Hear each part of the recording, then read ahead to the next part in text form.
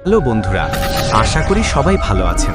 আমার এই গল্প যে যেখান থেকে শুনছেন সবাইকে আমার অন্তরের অন্তঃস্থল থেকে ভালোবাসা ও অভিনন্দন। আজকে আপনাদের জন্য আমরা একটি নতুন গল্প নিয়ে হাজির হয়েছি।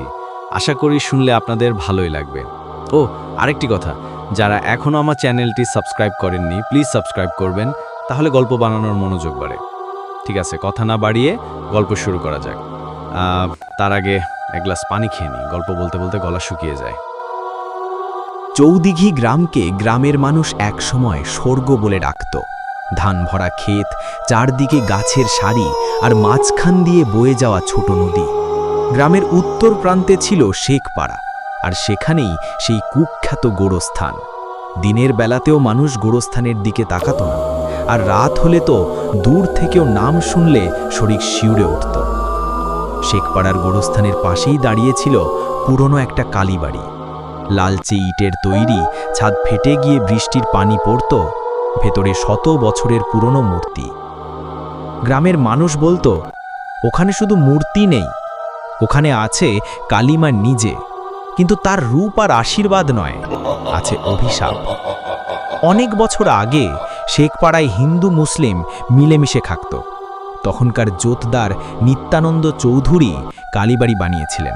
তিনি বলতেন, গ্রামের শত্রু, রোগ ব্যাধি, দুর্ভিক্ষ দূর হবে মায়ের কৃপায়। কিন্তু সময়ের সাথে সাথে বদলে গেল সব। একবার অশ্বিন মাসে দুর্গাপূজার সময় সেই জোতদার কালীপূজার রাতে নিজের একমাত্র কন্যাকে বলি দেওয়ার চেষ্টা করলেন। মিটি চিৎকার করছিল, আর হঠাৎ মূর্তির চোখ লাল হয়ে আগুনের মতো জ্বলে উঠিল। লোককথা বলে সেই রাতে কন্যা অদৃশ্য হয়ে যায়, আর জোতদারকে পাওয়া যায় কালীবাড়ির সামনে ঝুলন্ত অবস্থায়। তার মুখ ছিঁড়ে গেছে, চোখ উপড়ে গেছে। তারপর থেকে গ্রামের লোকজন কালীবাড়িকে অভিশপ্ত বলে মানে। চৌদিঘির ছেলে রঞ্জিত, বয়স মাত্র 22। সে নির্ভীক, দুষ্টু আর একটু আধটু নেশায় ডুবে থাকে। সবাই তাকে বলে, ওই কালীবাড়ির দিকে যাস না, বিশেষ করে অমাবস্যা রাতে। কিন্তু রঞ্জিত হাসত, এসব গায়ের বুড়িদের বানানো গল্প, আমি যাবই, দেখব কালীমা আছেন নাকি ভূত। একদিন অমাবস্যার রাতে তার 3 বন্ধু সনাতন, শুভ আর মাসুদকে নিয়ে রঞ্জিত কালীবাড়ির দিকে রওনা দিল। চারদিকে ঘন অন্ধকার, শুধু শেয়ালের হাহাকার শোনা যাচ্ছিল। তারা যখন কালীবাড়ির গেট পার হলো, মনে হলো হাওয়া হঠাৎ জমে গেছে, কানে অদ্ভুত গুঞ্জন বাজতে লাগলো। ভেতরে ঢুকতেই তারা দেখল মূর্তির চারপাশে শুকনো ফুল, মরা প্রদীপ আর দেয়ালে রক্তের মতো লাল দাগ। হঠাৎ শুভ বলল, তোমরা শুনছ? কেউ যেন কান্না করছে। সেই শব্দটা আসছিল গোরস্থানের দিক থেকে। রঞ্জিত হেসে বলল, এসব বাতাসে গাছের শব্দ। কিন্তু সনাতন ভয়ে কাঁপছিল। সে বলল, চল ফিরে যাই। রঞ্জিত জেদ ধরে বলল, আজ আমি মায়ের চোখে চোখ রাখব। সে টর্চের আলো মূর্তির চোখে ফেলতেই দেখল চোখ দুটো হঠাৎ লাল হয়ে উঠেছে। ঠান্ডা একটা হাওয়া এসে টর্চ নিভে গেল। হঠাৎ করে মাসুদ চিৎকার দিয়ে উঠল, আমার গলা কেউ চেপে ধরেছে। সবাই তাকিয়ে দেখল তার গলা কালো দাগে ভরে গেছে, যেন অদৃশ্য হাত তাকে শ্বাসরোধ করছে। কয়েক সেকেন্ডের মধ্যে মাসুদ মাটিতে লুটিয়ে পড়ল। তার চোখ উল্টে গেছে, মুখ দিয়ে ফেনা বেরোচ্ছে। ভয়ে বাকি 3 জন দৌড়ে বেরোতে চাইল, কিন্তু দরজা বন্ধ, যেন বাইরের দুনিয়া হারিয়ে গেছে। চারদিক অন্ধকার, শুধু মূর্তির সামনে প্রদীপটা নিজে থেকে জ্বলে উঠল। আলোতে দেখা গেল মূর্তির মুখ আর মায়ের নয়, সেটা যেন রক্তমাখা মানুষের মুখ। লম্বা জিভ বেরিয়ে আছে, চোখ দুটো জ্বলছে আগুনের মতো। হঠাৎ শুভ চিৎকার করে উঠল, মা, আমাকে ছেড়ে দে। সেই মুহূর্তেই তার শরীর মন্দিরের দেয়ালে আছড়ে পড়ল। হাড় ভাঙার শব্দে ভেতরটা ভরে গেল। বাকি রঞ্জিত আর সনাতন দৌড়ে বেরোতে চাইল। হঠাৎ দরজাটা খুলে গেল।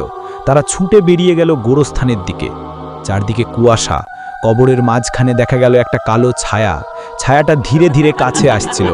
মাথায় ছিল খুলি, হাতে ছিল মানুষের কাটা হাত। সনাতন পাগলের মতো দৌড়াতে লাগলো, কিন্তু এক মুহূর্তে ছায়াটা তার পেছনে এসে দাঁড়ালো। একটা লম্বা কালো হাত তার বুক ফুঁড়ে বেরিয়ে এলো। সনাতন মাটিতে পড়ে গেল নিথর। এখন শুধু রঞ্জিত বাকি।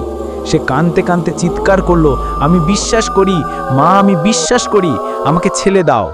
কিন্তু তখনই গোরস্থানের সব কবর থেকে অদ্ভুত শব্দ উঠল, যেন শত শত লাশ একসাথে শ্বাস নিচ্ছে। মাটি ফেটে হাত বেরোচ্ছে, পচা গন্ধ চারদিকে ছড়িয়ে যাচ্ছে।